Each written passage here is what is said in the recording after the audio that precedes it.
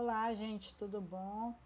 Hoje a gente vai estar dando início à nossa aula de revisão da nossa segunda avaliação, beleza? Então, bora lá. Primeiro, quais são os conteúdos, que vai ser abordado nessa segunda avaliação? Vamos lá. Ginástica aeróbica esportiva, habilidades de locomoção, ginástica para todos ou ginástica geral, sistema de classificação dos estilos de luta e as lutas indígenas. Então, são esses os conteúdos da nossa segunda avaliação, tá bom? Fiquem atentos e bora lá. Bora começar pela ginástica. Na Europa, no século XIX, nesse período, a ginástica tinha a finalidade de construir um corpo saudável, afastando das doenças que cresciam juntamente com a população dos grandes centros urbanos. Então, a ginástica ela vai ter esse caráter de produzir, de manutenção da saúde dos sujeitos, certo? A ginástica foi usada como prática de poder das elites perante a nova classe pobre urbana e, sobre a condição de ciência, buscou posicionar o corpo de forma retilínea, utilizando para tanto anatomia, fisiologia, higiene, dentre outras áreas desta natureza. O que a gente entende com relação a isso? A classe dominante, a elite, ela necessitava, a gente lembra que nesse período eu estou falando de Revolução Industrial, então ela necessitava de trabalhadores fortes. Então ela introduz a ginástica para essa população com o objetivo de que esse trabalhador seja saudável, forte, para que ele esteja apto para o trabalho. Ela se constituía numa forma de educar gestos e comportamentos tão necessários para a ordem social daquela época. Foram criados os chamados métodos ginásticos em diferentes países. A prática da ginástica realizada simultaneamente em vários países da Europa, especialmente na Alemanha, Suécia, Inglaterra e França, ao longo do século XIX, fez nascer o chamado movimento ginástico europeu. Esse movimento se constituiu a partir das relações cotidianas, de divertimento, de festas populares, espetáculos, exercícios militares e passatempo da aristocracia. Então a gente vai ver que a ginástica ela vai ter ali várias ramificações. Ora, ela pode ser utilizada como lazer, como diversão, como entretenimento. Ora, ela vai ser utilizada para preparação militar. Ora, ela vai ser utilizada para aquisição de saúde.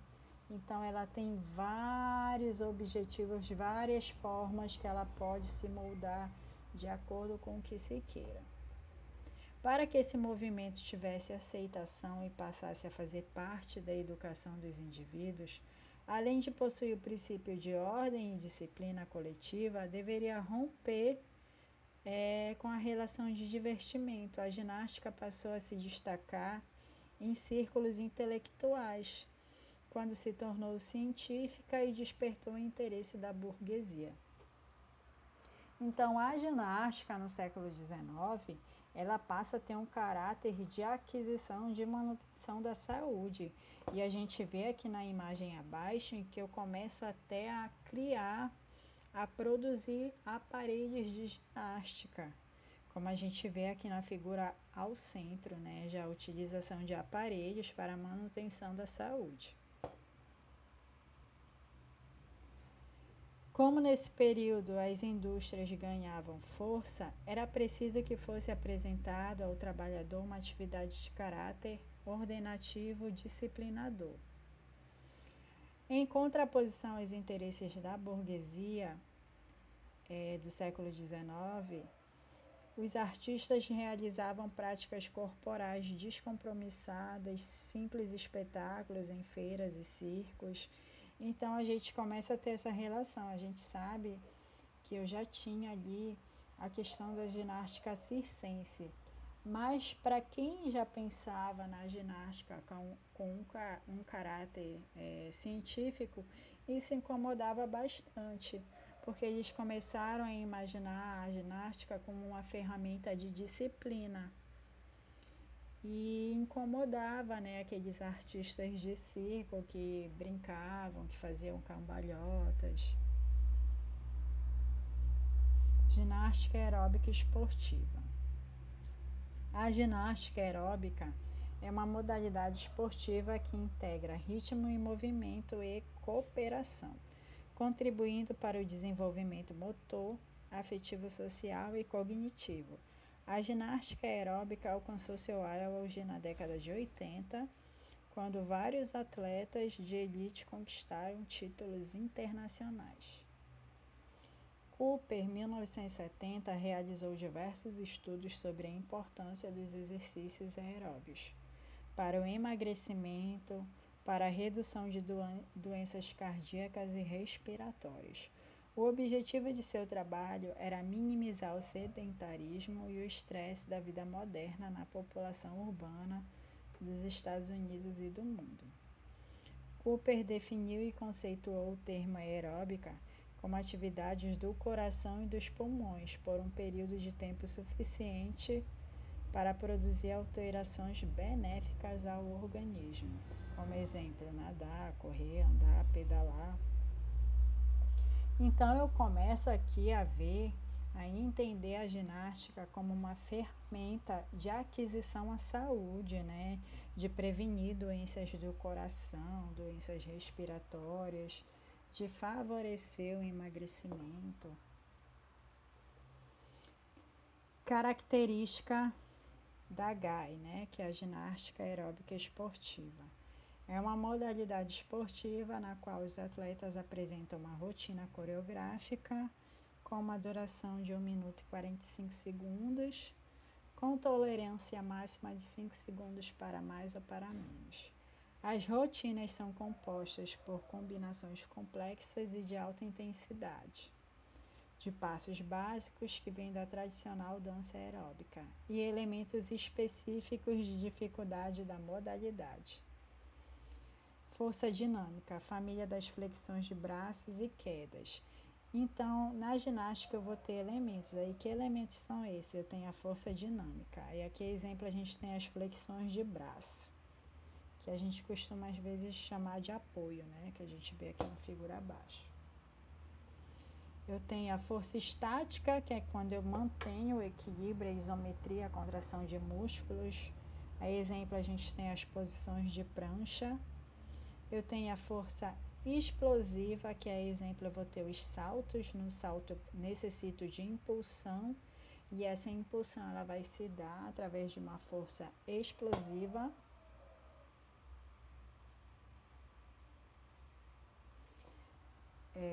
Eu preciso da flexibilidade, né? Que eu tenho ali várias variações. Aqui a gente tem, como a gente conhece de uma forma popular, como a abertura, né? Que esse é o afastamento antero-posterior das pernas. 7 passos básicos da ginástica acrobática. Eu tenho a marcha, que é um movimento tradicional de baixo impacto. Eu tenho a corrida ou jogue. Tenho elevação de joelho. Tenho chute alto, polichinelo. Eu tenho o afundo e eu tenho o chutinho ou skip. Então, esses são os 7 passos da ginástica aeróbica esportiva, ok? Habilidades de manipulação. As habilidades de manipulação são balançar, lançar, circundar, quicar, prensar. Então, bora lá entender como essas habilidades de manipulação se apresentam dentro da GAI. Manejo de circundar em volta de um eixo de 360 graus com o segmento do corpo. Então, aqui a gente vê ela fazendo com a fita, né, esse manejo de circundar a fita em torno do próprio corpo, certo? Habilidades de manipulação. Manejo de lançar, que aqui a gente vê o lançamento da bola. Manejo de equilibrar, que ela está aqui equilibrando o elemento bola, né, entre as pernas. Manejos de espirais, que é quando eu faço movimento de espiral com algum objeto. Aqui a gente tem a exemplo a fita. Manejo de prensar, que é quando eu prenso o objeto em algum segmento corporal. Aqui a gente vê a bola prensada entre os tornozelos, né, da ginasta. E o manejo de criar figuras, né, que pode ser feito com fitas, cordas. Aqui a gente vê a criação de um losango, né, muito bonita a imagem. Ginástica para todos. A ginástica geral ou ginástica para todos é uma característica marcante de liberdade. Ao contrário das outras manifestações da ginástica, que são competitivas, ela não, ela vai ter uma livre participação, ela dá uma liberdade, né, para qualquer indivíduo praticar essa ginástica sem uma vestimenta adequada. Eu tenho ali a presença de música, de aparelhos, mas dentro dos meus limites, dentro do que eu posso fazer. Tanto que aqui eu separei, né, a imagem de um grupo de idosos realizando ginástica e aqui um grupo de crianças. Então ela abre esse leque. Ela não tem esse caráter de competição, e sim de participação. Então, bora lá. Diferenciação de lutas e arte marcial. Lutas são disputas em que os oponentes se utilizam de técnicas e estratégias de desequilíbrio, contusão, imobilização ou exclusão de uma área de combate, caracterizando-se por uma regulamentação específica a fim de punir atitudes de violência e deslealdade. Já a arte marcial refere-se a técnicas de combate ligadas à guerra. O termo marcial vem do deus Marte, deus da guerra para os romanos. As artes marciais mais conhecidas tanto no Brasil quanto no mundo são o judô, karatê, taekwondo e o kung fu. A capoeira ela tem diversas interpretações. Ela pode ser vista como dança, como jogo, como luta, certo? Então, bora entender mais ainda essa diferenciação de luta e artes marciais. As artes marciais, elas são mais antigas, elas antecedem a expressão de luta. As artes marciais, elas tinham uma característica de defesa, de combate, de guerras, né? Mas, ao mesmo tempo, elas têm ali também uma relação muito cultural. Muitas vezes voltada a aspectos religiosos. Já a luta, ela tem um caráter mais esportivizado, né? Ela é sistematizada, ela tem regras, mas muitas vezes ela não vai ter mais esse caráter de cerimonial, de religiosidade, certo? A origem das lutas continua sendo uma incógnita. O homem primitivo já lutava para sobreviver, caçar e garantir seu espaço. Observamos seu aparecimento em diversas nações do mundo e com vários objetivos. Os gregos tinham uma forma de luta conhecida como prancácio, modalidade presente nos primeiros jogos da Era Antiga. Em Roma, os gladiadores eram escravos de terras conquistadas e que participavam de torneios de luta que serviam de entretenimento para imperadores romanos. Já naquela época, fazia-se uso de técnicas de luta a dois. Sistema de classificação das lutas. Existem diversos sistemas distintos de classificação dos estilos de luta e arte marcial, adotados por diferentes culturas e momentos históricos. Quando vamos falar em classificação das lutas, podemos dividi-lo em lutas de corpo a corpo e lutas de distância. Lutas de corpo a corpo são aquela luta em que eu tenho mais contato com o meu adversário. A exemplo, judô, jiu-jitsu, greco-romano. Então eu tenho um contato maior, eu tenho um contato corpo a corpo mais direto com o meu adversário. Lutas à distância. Aqui como exemplo tem a capoeira, o karatê, esgrima, o boxe, kung fu e o taekwondo. O meu contato com o meu adversário é mais breve, eu golpeio e me afasto, ele me golpeia, eu me defendo, a gente se afasta, então eu mantenho uma distância maior do meu adversário, meu contato com ele é menor.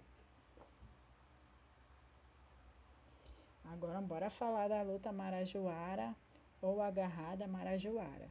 É uma luta de corpo a corpo, eu tenho um contato direto e mais prolongado com o meu adversário. Ela é semelhante ao wrestling, praticado no norte do Brasil, principalmente nas festividades dos povos do arquipélago do Marajó, no município de Cachoeira do Arari, onde o objetivo do combate é projetar o corpo do oponente de costas ao chão e dominá-lo, imobilizá-lo. A luta marajoara foi praticada originalmente na ilha do Marajó, na região norte do Brasil, disputada entre dois atletas por vez, não permitindo nenhum tipo de ato contundente. Então eu não posso transferir no meu adversário socos, chutes, nem estrangulamentos, nem chaves de braço ou qualquer coisa do tipo.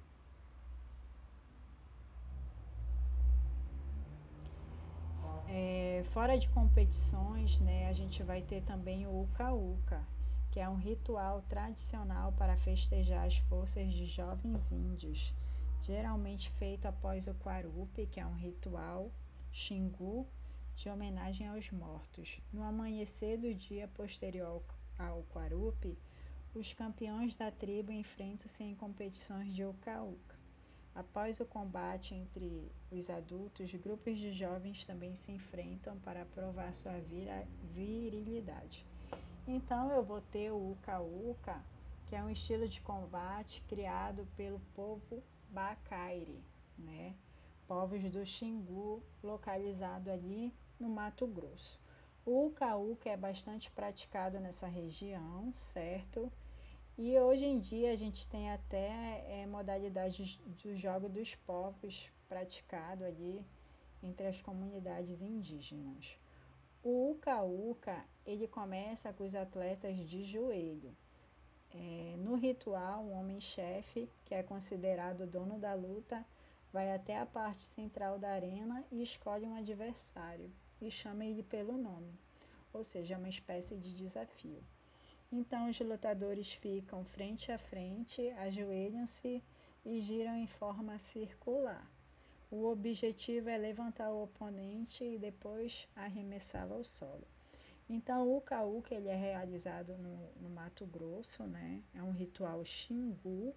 Além de ser uma luta, ele também tem um contexto ali espiritualista, né? Ele está relacionado a questões culturais dessa região. Então a gente vai ficando por aqui e estudem. Qualquer dúvida a gente vai se falando, tá bom? Tchauzinho, até mais.